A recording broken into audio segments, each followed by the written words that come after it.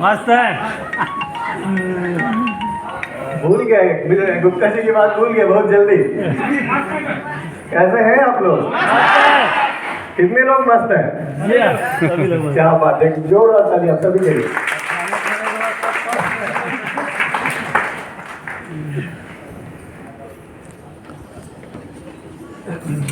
Sound कुछ कम गया है, मुझे इधर आने की वजह से कम लग रहा है, ठीक है। मैं वहां था तो तेज था आवाज, अभी इधर आ गया वो डिपेंड करता है, कम लग रहा है। ओके तो दोस्तों, सबसे पहले तो एक जोरदार ताली फिर से मैं बोलूंगा।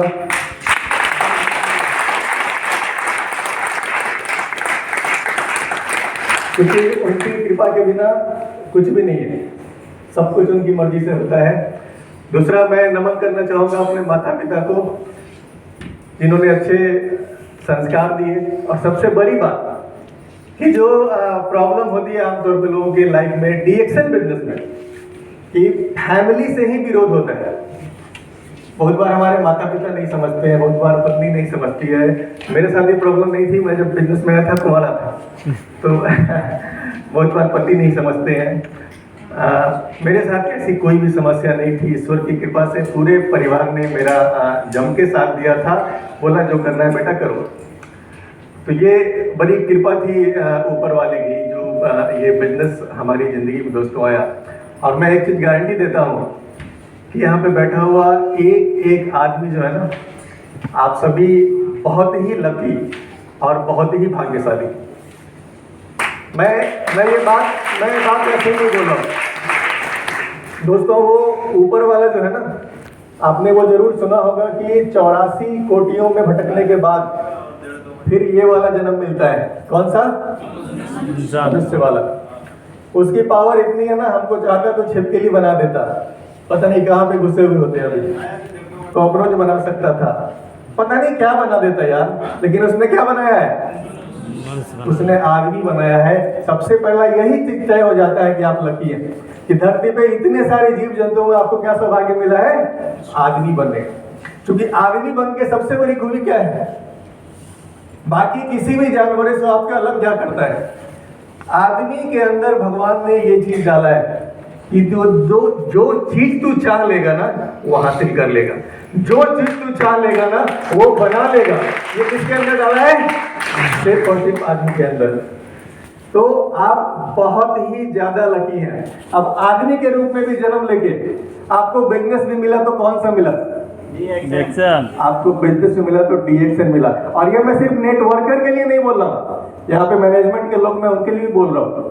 क्योंकि अभी जो लॉकडाउन आया था ना, आप लकी कैसे मैं बता रहा हूँ, अभी इस लॉकडाउन में न जाने कितने लोगों की रोजी रोटियां बंद हो गई थी। मैनेजमेंट में भी न जाने कितने लोग, कितनी दूसरी कंपनी की बात कर रहा हूँ, मेरे कई सारे दोस्त जो दिल्ली में कुछ अच्छी रेप्यूटेड कंपनियों में है, उनको लॉकडाउन में एक चीज क्या मिली थी पता है?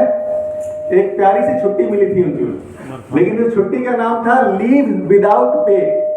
छुट्टी तो आपको मिल गई है लेकिन पैसा नहीं मिलेगा। आप इस छुट्टी का पूरा मजा लो लॉकडाउन में, लेकिन पैसे नहीं मिलेंगे। तो मैं बोलता हूँ कि हमारी इतनी खूबसूरत कंपनी है कि सिर्फ नेटवर्कर को नहीं, मैनेजमेंट को भी पैसे देने में कहीं उसने दिक्कत नहीं की। हम लोग लकी है, भगवान ने हमारे ऊपर ना बरसात की हुई है दोस्तों।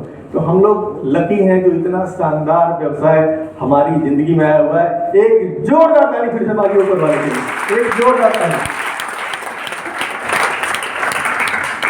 तो दोस्तों, मैं थोड़ा सा पीछे चलता हूँ। आज कितने लोग यहाँ पे स्टार एजेंट से नीचे वाले कितने लोग आए यहाँ पे? स्टार एजेंट से नीचे वाले लोग बहुत कम संख्या में लोग, बाकी सारे के लोग डायमंड से यहाँ पे। रूबी कितने स्टार? रूबी अच्छे खासे लोग हैं, वेरी गुड। तो थोड़ा सा पीछे जाता हूँ, आज से 20-22 साल पुरानी कहानी है ये।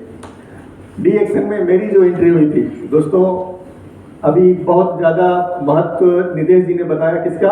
अपलाइन। इस बिजनेस में लाने वाला आपको कौन होता है? आपका अपलाइन होता है। कोई ऐसा बंदा है यहाँ पे जिसको जबरदस्ती पकड़ के लाया गया है? सब मर्जी से आए। मेरा अपलाइन इतना जबरदस्त आदमी, मुझे बिहार से पकड़ के दिल्ली ले गए। वो वो मेरा घर पटना के बगल में हाजीपुर है, आप लोग जानते होंगे, हाजीपुर में घर है मेरा। और उनकी मेरे वो जो थे मेरे रिलेटिव हैं और उनकी ससुराल है मुजफ्फरपुर। वो एक शादी में आए हुए थे, तो शादी में आए थे और ही इज अ बैंकर, वो बैंक में काम करते हैं, अभी वो ब्रांच मैनेजर है नोएडा के अंदर में। तो जब वो मुजफ्फरपुर में आए थे और उस जमाने में मैं एक बिल्कुल ही बेरोजगार सा नालायक सा नौजवान था, किसी काम का नहीं था, और मैंने बस अपनी ग्रेजुएशन करके मस्ती कर रहा था अपने लाइफ में। तो वो जब मुजफ्फरपुर में आते हैं और मेरे घर पे फोन लगवाते हैं कि प्रिय रंजन को आप फटाफट मेरे पास भेजिए, उसके लिए कुछ बढ़िया चीज़ हम लेके आए हैं। तो दोस्तों बैंक वालों की ना बड़ी रेस्पेक्ट होती है घर, तो लोगों को लगे यार ये तो कुछ इसके लिए बढ़िया चीज़ जुगाड़ लेकर आए हो। तो मेरे घर वालों ने फटाफट कुछ पैसे दिए, बोला कि भाई तू भाग ले, मुजफ्फरपुर जा तो फटाफट। और मैं जब वहाँ पहुँचता हूँ तो एक DXN वाला आपको किसी लिए इन्वाइट करता है आपकी वाट लगाने के लिए। तो मेरे को कुछ और बताया था घर वालों ने, और जब वहाँ पहुँचा मैं ना तो उन्होंने एक फाइल खोली और फाइल खोल के वो मशरूम की वैरायटी बताने लगे, ये 38,000, 36,000, 2,000। तो मैंने सोचा कि यार लगता है इनकी बैंक की नौकरी छूट गई है, आजकल ये मशरूम बेचते हैं। और सिर्फ इतना नहीं, वो 2 गोली भी दिखा रहे थे, RGGL, और बोलते हैं कि आप ये जिसको खिला दोगे ना आपका दीवाना हो जाएगा, आपके पीछे पीछे आएगा, ढूंढेगा आपको। तो मैंने उसको भी ध्यान से देखा, मैंने बोला पक्का इसमें अफीम उफीम मिला हुआ है कुछ तो घोटाला है यार। गैनोडर्मा से जब हमारा पहला इंट्रोडक्शन होता है ना तो बिल्कुल ऐसा ही होता है, क्योंकि हमारा माइंडसेट क्या है ना कि जो गोली घुटने के दर्द में काम आती है वो पेट के दर्द में नहीं, और जो पेट के दर्द की गोली होती है वो सिर के दर्द में नहीं, सब गोली अलग है। कोई बंदा नया आदमी ज्यादा एक्साइटेड होता है, वो आपको आके एक ही बार में बोलेगा भैया कहीं भी दर्द हो कौन सी गोली खानी है, ये वाली गोली।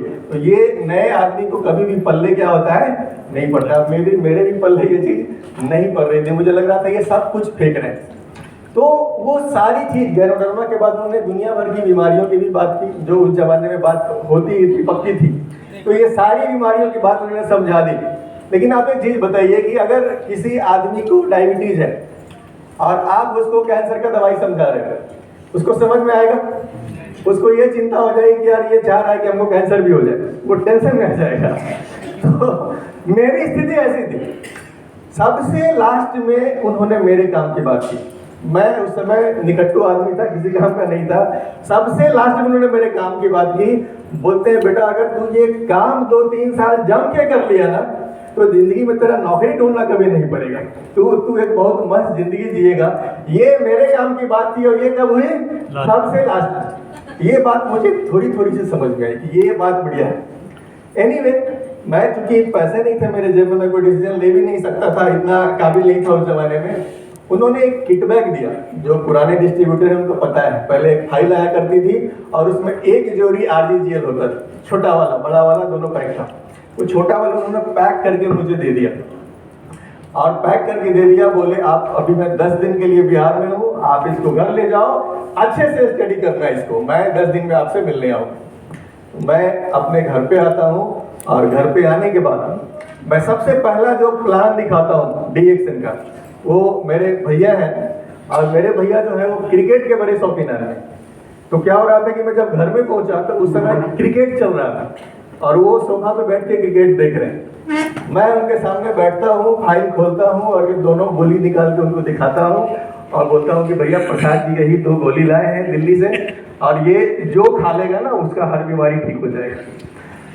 तो उन्होंने एक बार मेरे डब्बे की ओर देखा, फिर वो मैच देखने लगे, कुछ पूछा ही नहीं, कोई सवाल ही नहीं। मैंने बोला यार पहला रिस्पॉन्स इतना बेकार है, ये धंधा मेरे बस का तो बिल्कुल नहीं है।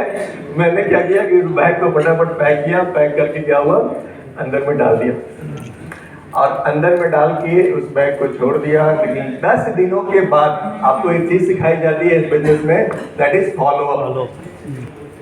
फॉलो अप का क्या महत्व होता है कि मेरे अपलाइन भूले नहीं, मैं तो सब कुछ भूल गया, लेकिन 10 दिनों के बाद वो मेरे पास फिर के चले आए और पूछते हैं कि क्या आपने सब देखा, पढ़ाई की?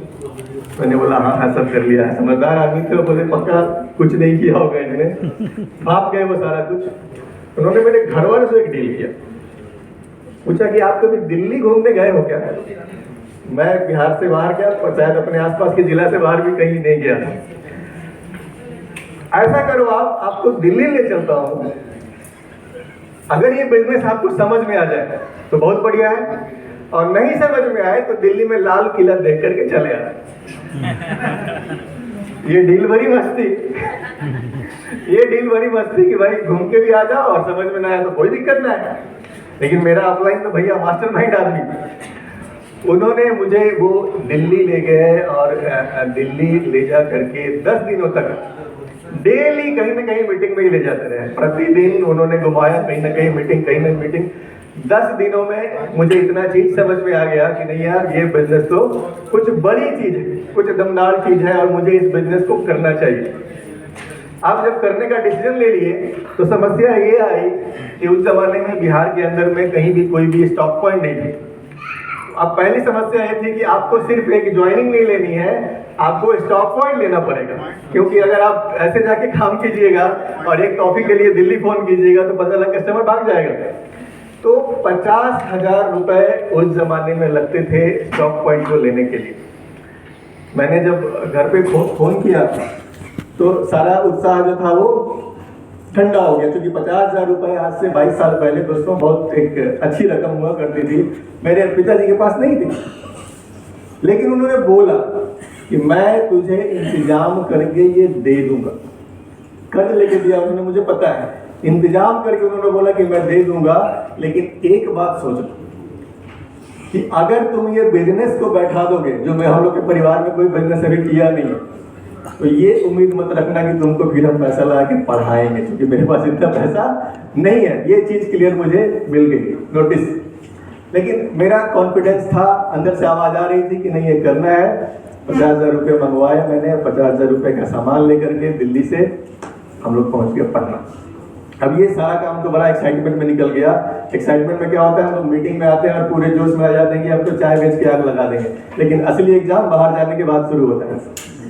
तो जब सामान 50,000 का पटना में आ गया और बात करनी शुरू हुई तो कुछ रिजल्ट नहीं आ रहा है। मैंने फोन लगाया अपने अपलाइन को, बोला सर कैसे होगा? बोले कोई टेंशन नहीं है, आप ऐसा करो कि पटना में एक मीटिंग लगवाओ और उस मीटिंग में मैं आपको एक स्पीकर भेजता हूँ, ये जाएंगे, जानकारी देंगे, आपका बस काम है लोगों को बैठाना। आप कितने लोगों को बैठा सकते हो, कितने कार्ड बांटोगे आप? मैं हाईली एक्साइटेड था, मैंने बोला कि सर 400-500 लोग तो बैठाऊंगा एकदम पक्का। उन्होंने बोला आप हॉल बुक करो, मैं इंतजाम करता हूँ बाकी सब कुछ। पटना में हम लोगों ने हॉल ढूंढना शुरू किया, तो 500 का हॉल खोज रहे थे हम लोग, लेकिन 500 वाले एक्चुअली बहुत महंगे मिल रहे थे उस समय। 250 का एक हॉल पटना में IMA हॉल है, आप में से कई पुराने लीडर गए होंगे वहां पे। IMA हॉल में 250 सीट थी। हम लोगों ने सोचा चलो इससे काम चला लिया जाएगा, यहाँ पे 500 लोग आ जाएंगे। और हम लोगों ने, मैंने क्या किया कि 500 कार्ड छपवाए।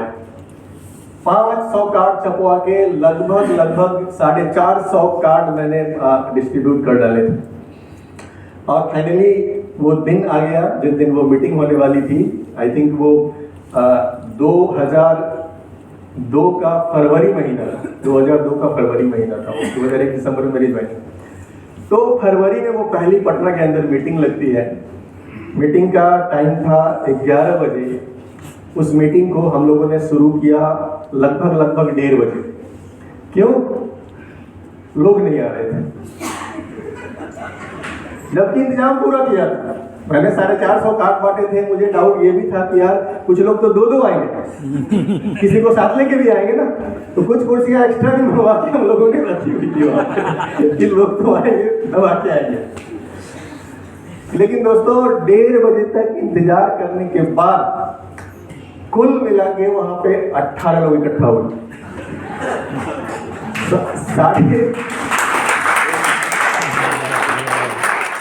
450 कार्ड बांटने के बाद भी मुझे कितने लोगों ने वैल्यू दिया था आप अंदाजा लगा सकते हैं। और उस 18 लोगों में भी 9 लोग मेरी फैमिली के थे। मेरे सारे घर वाले थे, मेरी माँ थी, मेरे पिताजी थे, बहनोई, दीदी, सब लोग परिवार वाले 9 लोग। एक स्पीकर भी उसी में गिनती आ रहा है, उसी 18 में। अब आप सोच के देखिए कितनी खराब शुरुआत हुई थी, कितनी खराब शुरुआत हुई थी।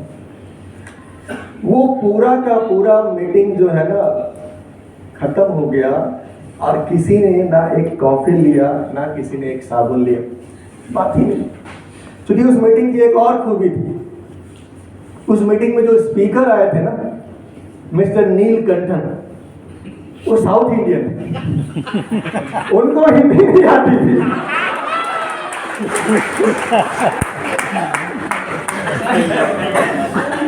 अभी पूरा का पूरा रामायण खत्म है लेकिन सीता कौन है पता नहीं।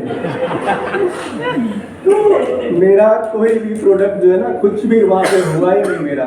आप सोच के देखिए कितनी खराब शुरुआत हुई थी ये। लेकिन कल होके सुबह में मुझे एक फोन आता है कि आपकी कॉफी कहाँ मिलेगी, मुझे चाहिए। और ये फोन जो आता है ना उस मीटिंग में आए हुए 19वें आदमी का, उस मीटिंग में 19वां आदमी था। क्योंकि मीटिंग में ये प्रोजेक्टर यूज होता है, मेरी पहली मीटिंग थी, मुझे भी कुछ भी पता नहीं था। तो एक उन्होंने बोला कि आप सफेद कपड़ा मंगवाइए पीछे के लिए, सफेद चादर चाहिए।